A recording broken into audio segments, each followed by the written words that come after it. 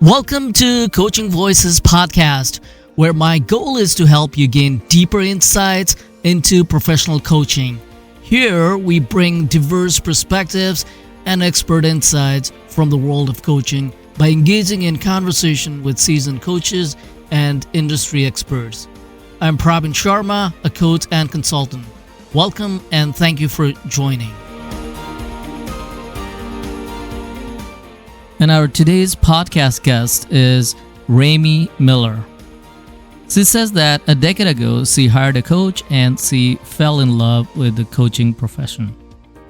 Welcome, Ramey Miller. Hi, Pravin. It is so wonderful to be here today. Thank you so much for having me. Yes, my name is Ramey, and I'm a professional business and personal coach. Which means to me that I get to help people build a side hustle or leave their current job and go full time in their business. So it's really exciting work. I love supporting men and women through this. And I also do consulting as well if it's the right opportunity. Just real quick with my story, I graduated from college about 17 years ago to be a stockbroker, and unfortunately the market crashed a year later, so I went a different direction and worked in a lot of different business jobs, payroll, and I worked for a lot of small businesses, and I really enjoyed it. I had a lot of fun, and then went through a series of years where I was a mediator, and then found my way into corporate America.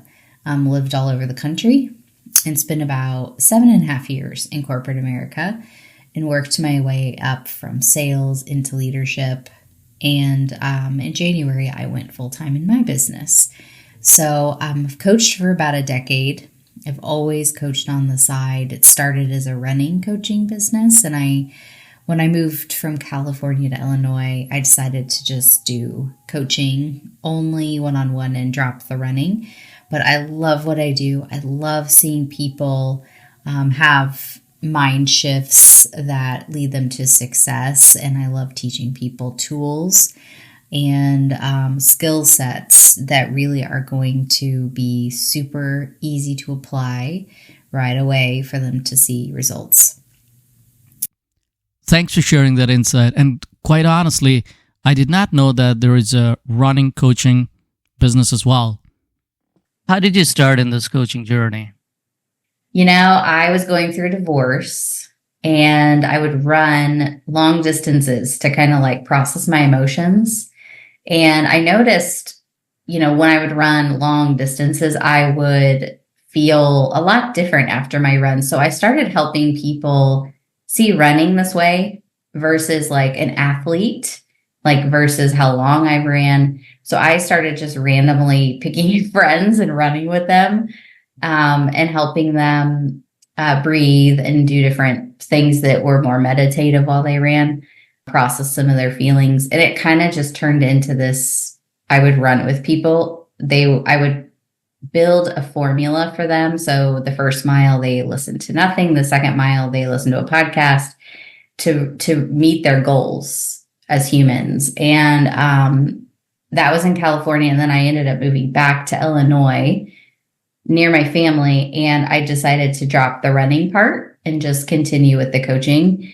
But it was really successful in California because a lot of people are very active. So teaching a different way to run versus, competing, right? Which is like more pressure, more, it's just a lot more intense versus just going on a stroll. Right? Not caring how far, not caring how fast, right? And really taking that pressure off of the person and really enjoying like a meditative run.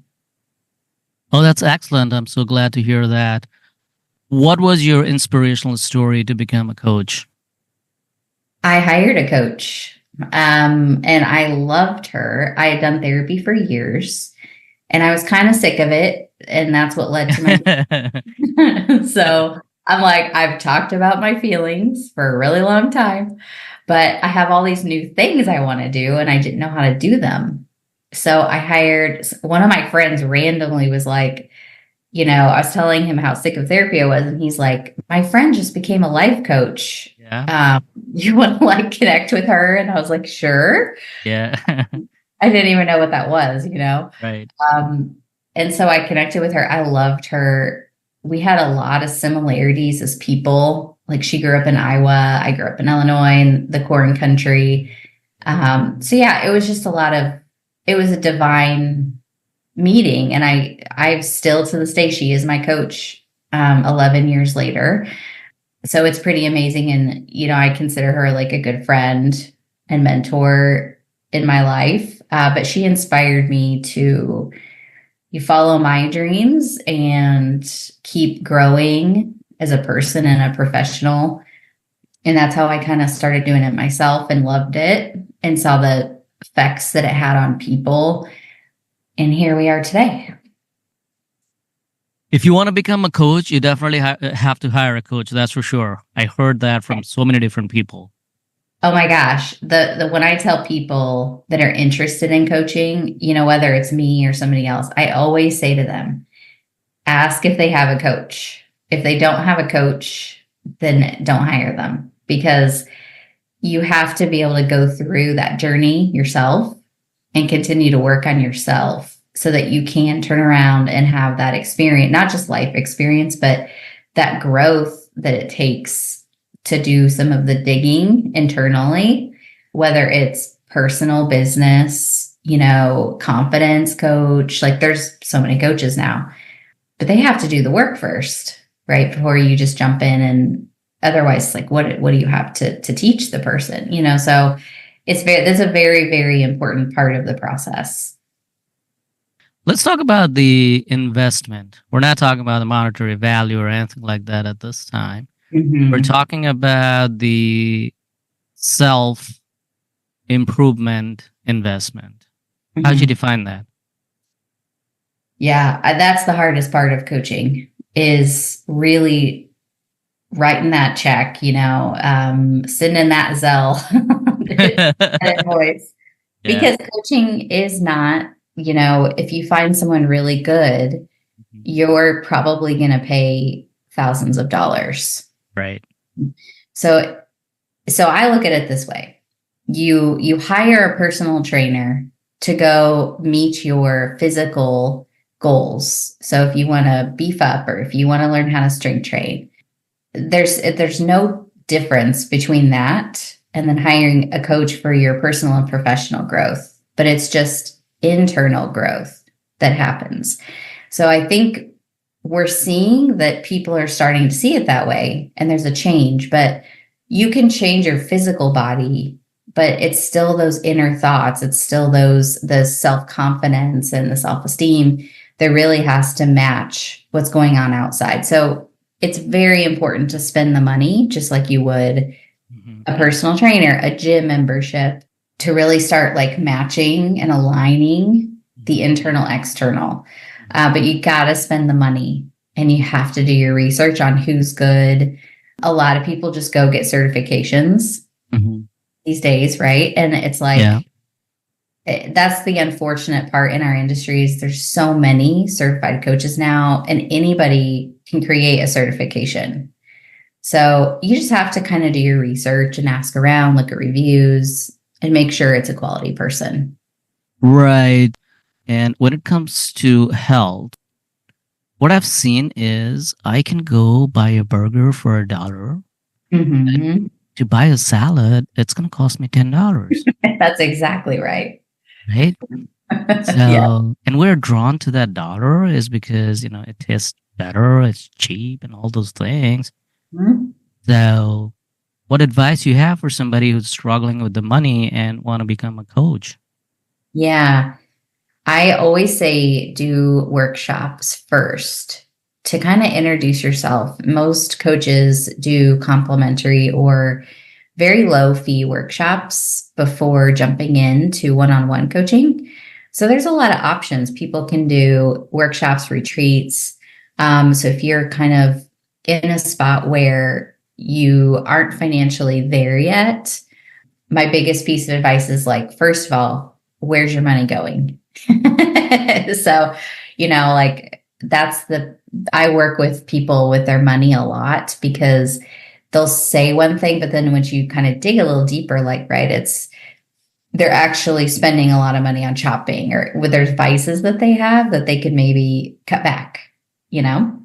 Hmm. Um, so yeah, I think it's one of those things where we all spend money. It's just like, where are we going to spend it that matches what we want in life? Hmm. The biggest piece of advice is like, know where your money's going, know where you can reduce some of the expenses or spending and save, and then try out workshops with different coaches to get you a sense of like, would this person be able to help me? And with what I'm looking for, I might really like them, but they may not have the skill set to Yeah. help me, get to where I want to be. So we're drawn to people organically, which is great, but sometimes you really have to find that expert Hmm. that, can help you. Yeah. When I first started my coaching career, I was not sure whether or not I'm going to the right person or no. Mm-hmm. But I took a dive in it. Mm-hmm. And I think I don't know, I don't remember how much I paid for it. It was more than $2,000 or so to Mm-hmm. get my first ACC. And then, you have to go through the mentoring and all. But I think Mm-hmm. it's worth it, right? It's Mm-hmm. just that, I've seen people wanted to get there. They're thinking about going into the coaching industry without realizing what coaching industry is. It's Mm-hmm. because they probably had heard about coaching from somewhere Mm-hmm. and they decide to go in there without realizing the complexity that it surrounds, right? What are Mm-hmm. the challenges that you have witnessed in this coaching when you first started? Yeah, I think the biggest challenge when I first started was people not necessarily like understanding what coaching was. I think that's the biggest barrier. It's not like therapy or being a CPA where you do these things, right? And you get this degree and then you get this job. It's not linear. So it takes a little bit of explaining what this looks like. So I think you have to kind of educate a little bit up front on what coaching is and what could it help them in their life. How could it help them in their life? And that isn't always like, people don't always want to listen to that, right? They just want instant results, Yeah, and instant it's like, gratification. right, like, cool, but like, Yeah. how is that, but a lot of it, is as a coach, really listening to people, listening to the things that they want, and then challenging it a little bit. And so the second challenge there is, I think people don't always want that challenge, right? Like they want something, but it's like, how bad do they want it?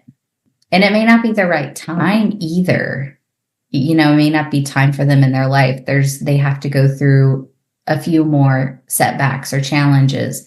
And so I always just let them be, right? If they're not there, they're not ready, that's okay. We're not here to pressure anybody into coaching. We're here to really support and serve. But, the third challenge is like, people, don't want to be like sold to, right? So it's like, if somebody feels like the conversation's turning that way, they shut you off. And it's like, that's a challenge being a coach, because you're like, oh, I could help them, but they may not be there yet. And it may not be time to propose yet. So you really have to learn what the right timing is Yeah. of proposing. And it's different with everybody. So you learn that over time. I think I've gotten a lot better at that. And I have more of a servant attitude now than before. I was a little more salesy, right? And you just kind of learn Yeah. over. Yeah. Servant leadership, right? That's the leadership that you want to build so that you can serve your clients first and then put their interests Mhm. on top of it. Absolutely. Hmm. If I have to ask you this about the coaching methodology or the philosophy that you utilize or follow in your coaching practice, how would you describe that? Yeah, this has changed over the Yeah. years a Right, lot. right. Yeah, I think now I am very, very compassionate because I find that people are super hard on themselves, and that mentality has gotten them into some bad habits. So I think really showing up in front of my clients with lots of grace and love, and that's number one for me. So I work with a lot of people that I work with a ton of women. I also work with men, but both of them have the same type of issues sometimes, right? Where it's like they don't feel worthy enough or feel like they can never do something, the confidence issue. So I really try to approach all of my clients with a lot of grace. Like if you mess up, that's okay. Like let's talk about it.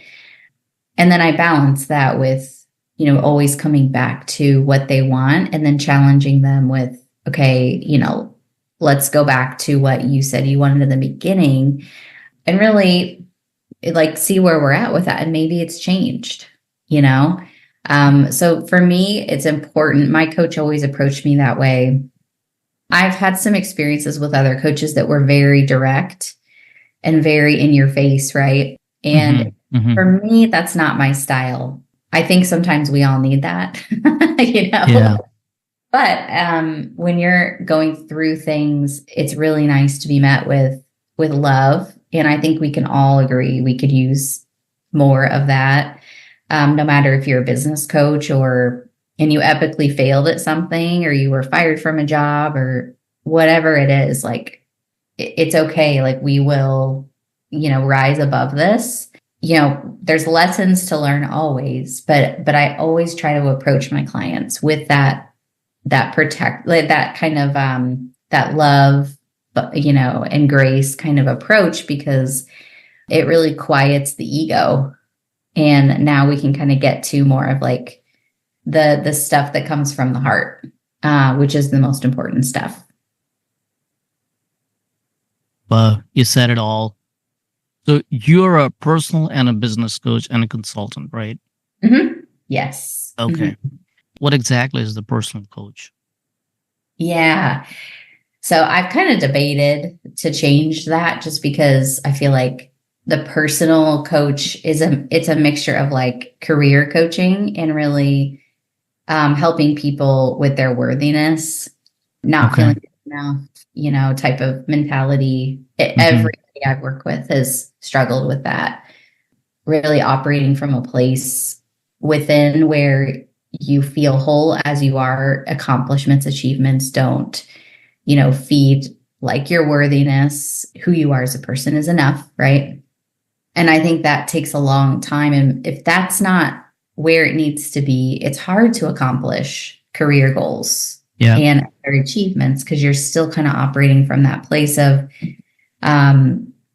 this is never going to, like, I'll be happy when I get that Mm-hmm. job. I'll be happy, when I get a certification in this. It's like, you'll be chasing that the rest of your life.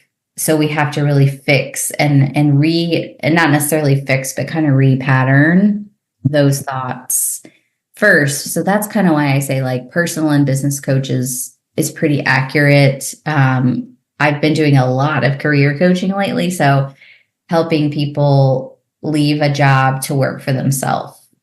That's Okay.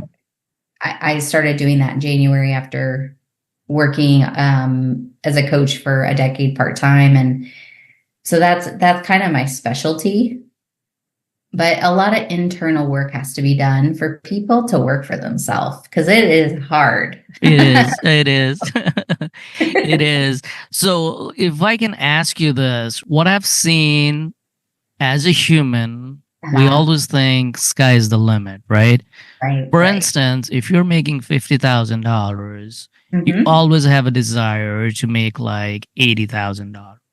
When you Uh-huh. reach that pinnacle, then you think about making 120. Then, Right. your needs keep growing, growing, growing, right? Mhm. Have you encountered these individuals that they go into the career, they're not satisfied in there, they feel like, well, I should have make more than what I'm making right now. And they come back to you, and then, from your personal level, you probably work with them as well to show them their potential to make whatever is out there, right? Mm-hmm.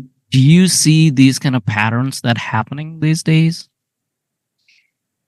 I do. I would say yes, but what I'm seeing more now is people that have reached that 120,000 and now they're burnt out. They have sacrificed a lot to A get lot. Yeah. right. And so now they're wanting to like switch jobs, switch careers, work for themselves. And they're okay with coming back down to that 50,000 because they just want to be happy and healthy. And I think we're really seeing that happen with things going on in our economy right now. But I really see women, especially because there's just a lot of pressures, especially when you become a mom in the workplace. And I think and I can speak for myself here.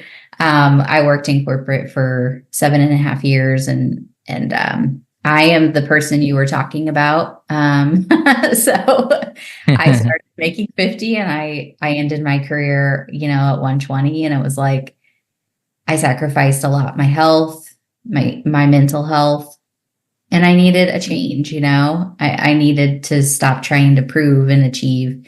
And it was a journey for me to unpack all of that. Mhm. And that's why I think, when people ask me, like, do you have a certification? And I always say, my life experience is my certification because I've done these things. I've took huge risks in my life, and I really want to help people do that in a healthy way. So if you're coming to me and you're like, I want to make $500,000, like, absolutely can, but does that match all your other values, your work balance? Like, so I ask a lot of questions, but I would say most of my clients are actually wanting to make less and have more of a balance, so that's kind of what I'm seeing now. It could change, and I also see a lot of women entering the workforce again after being out of the workforce for whatever reason, part-time and in flex positions. In my community, I'm seeing that a lot. So it's an interesting kind of, dynamic with the workforce right now, just with age and, the election and everything like that. But it really is, it's interesting to kind of observe. And I think later on, we'll see a lot of analytics come from this that will be helpful to understand what changes we need to make in our workforce in corporate America to support people as a person. Yeah, absolutely. Money is a part of our life, but it's not everything, right? As you said before, also, you do not want to sacrifice your health for the sake of making money. So you have to create that level of balance, right? Mm-hmm. Where you can make good enough money and then you can maintain your health as well, right? So that's pretty essential. Let me ask you this a little different direction. Somebody who started their journey to become a coach, struggling to find the clients, what advice you have for them? The first piece of advice is pick up the Prosperous Coach book. It's the guidepost to. It's Rich Litvin one? Yep, Rich Litvin, Steve Chandler. Yeah. Yep, and I do think that's always where to start. It really helps you understand the enrollment process because everybody wants to coach, but the truth is the skill set is in the enrollment process. And the coaching is like the bonus, Yeah. So you have to really understand how to approach people about coaching. So creating that method is like creating the coaching for the client, complimentary. And of course, the higher the level of the person, like, if they're like a VP, right, we're going to do several meetings to understand what they're looking for. It's really important to really get a good idea of what you could help them with. And if you can't, you refer to someone else. And really sticking to that, create it, invite, create, and then it's really, you have to follow your instincts on proposing. But the first part of all of it is you just connect with people, and coaches are good with connecting. Yeah. I think that's the easy part. And then when you start inviting them into a conversation, you're starting to feel like, okay, should I propose now? And it's like, nope, create the experience. Mm-hmm. And then you can propose if you feel like it's a good idea, right? Right. Following that process has really helped me. And networking is the second part, wherever you're at, locally, and even, we can do this virtually now so easily. And I think just really, it goes back to connect with lots of people, because once you do that, it's organic. You'll start finding people that you're like, oh, I could help them with that. And it kind of just happens, organically, versus like really trying super hard on Facebook, or that's worked for me a little bit, but I think it's mostly like the networking and getting out there in my community, both locally and nationwide. I do open it up to international because I've traveled quite a lot in my life, but mostly United States for me. So. Thank you for that insight. If I have to ask you this about your personal reflection, right? Looking back a decade ago or so, if you have not gone into this route, mm-hmm. what would you have done differently, right? Mm-hmm. Do you have any kind of reflection on that one?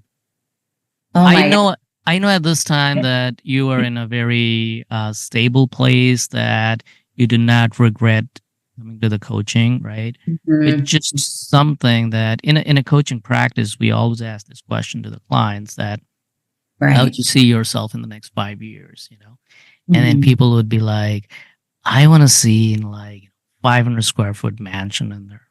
So, and the subsequent question would be like, what are the things that you're doing to get there? Right. I haven't done anything. You should start doing it today. That's a little different. So, just your personal reflection, right? What you would have done differently. Mm-hmm. I've thought about this, and I do think this is a tricky question, because the things that I've done have led me here, and the mistakes I've made have helped me learn how to be a really good coach. So I would say if I were to do anything differently, I would have started networking with people a lot sooner than I did, to really create like a great big network that was very organically built over a decade. So if you're listening right now, my biggest piece of advice is to grow your network very organically. If that means like meetup groups or finding, online networking groups, but just connecting with people, listening to them, understanding what they are wanting in life, and just being that person that is there to support them and serve them. Some of this is like presence work, and I think, I don't know if anybody listening has read Presence by Amy Cuddy, but it is like one of those books I carry around in my purse because it's so helpful to really build your presence as a person. And I've had a lot of people say, like, wow, you have really good energy, you have really good presence. And it's because I've read that book and have read it several times. So really reflecting back is like building that sooner mm-hmm. than later. I learned that kind of later in my coaching career. That would have been so helpful when 10 years ago when I first started. So I think that's probably the two biggest takeaways that I would have with that. You know what? I can definitely feel that energy here. When I'm Mm. talking to you, there are lots of energy that's coming out from you. Absolutely, 100%. I can, like, hands down. Yeah. Thank you. Definitely. I can see that. I mean, like, I cannot see it, meaning like I can Mm-hmm. feel it, Mm-hmm. So, what do you think is the most rewarding aspect of your career?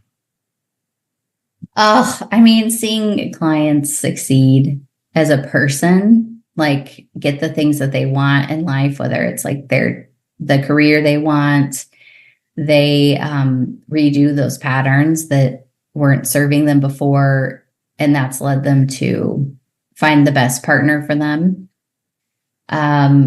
Really seeing them like travel, get that house that they want, all those things. It's not even the achievements, it's how they got there. And they have all the tools to be successful in life. And what I've always found is they teach other people how to do that too, whether it's like, chatting with someone or they become a coach. But what I've seen in the coaching industry is all my clients will then say these things to other people, teach them those things. And I think that's the most beautiful part of coaching is your reach it goes so far and you'll never really understand that, the impact. But I think that makes me wake up every day and just want to continue working really hard and getting better myself. Wow. It's like, somebody who's building the house, right? And the construction, the whole thing that goes into it. And when Mm-hmm. you see the final piece, that's the joy that it's going to bring for them, right? So, Yeah. yeah, it's the final end product, but it's just piece by piece, and you see the progress in there, and that's how the gratification comes in there. Mm-hmm. One thing that I always wanted to ask my guest about the future of coaching is because there's so many technological advancements that's happening these days, and the technological field is very, very dynamic. Mm-hmm. What are your thoughts about this particular artificial intelligence that's in a play these days, a very hot topic? How do you feel that's whether or not there will be any kind of impact that'll have in the coaching industry? Yeah, I think there will be impact, but you can never replace a human.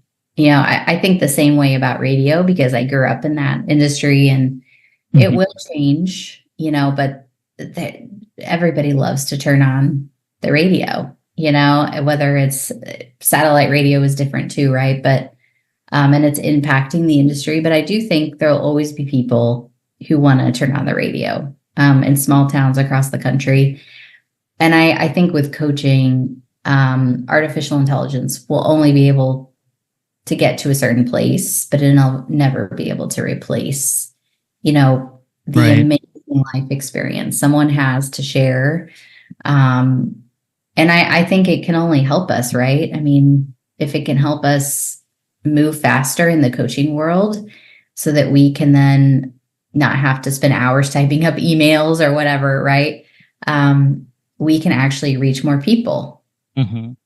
So Maybe I'm too optimistic, but I never have seen it as a threat. I think it's more of like a tool that we Yeah. can use to our advantage.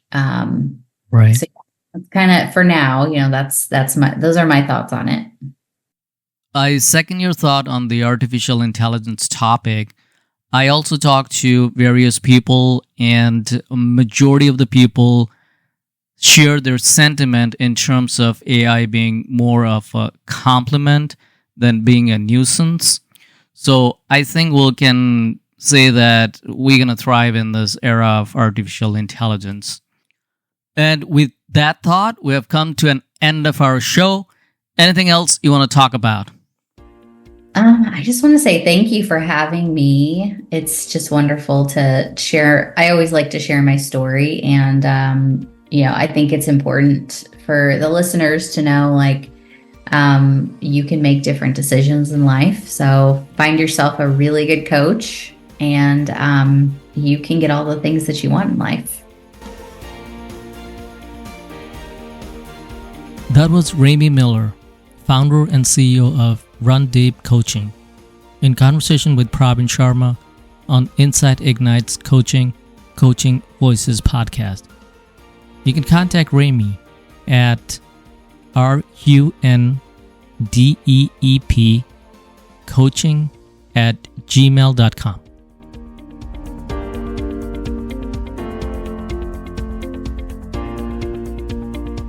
We'll be bringing out coaching-related topics in coming episodes from the Insight Ignite Coaching. If you find this content helpful, share with your friends and colleagues, and follow our show in Spotify, Apple Podcast, YouTube, and in our own webpage at www.insightignitecoaching.com. Please continue to leave your candid feedback. That's the only way we can grow and serve our coaching community. Thank you for listening.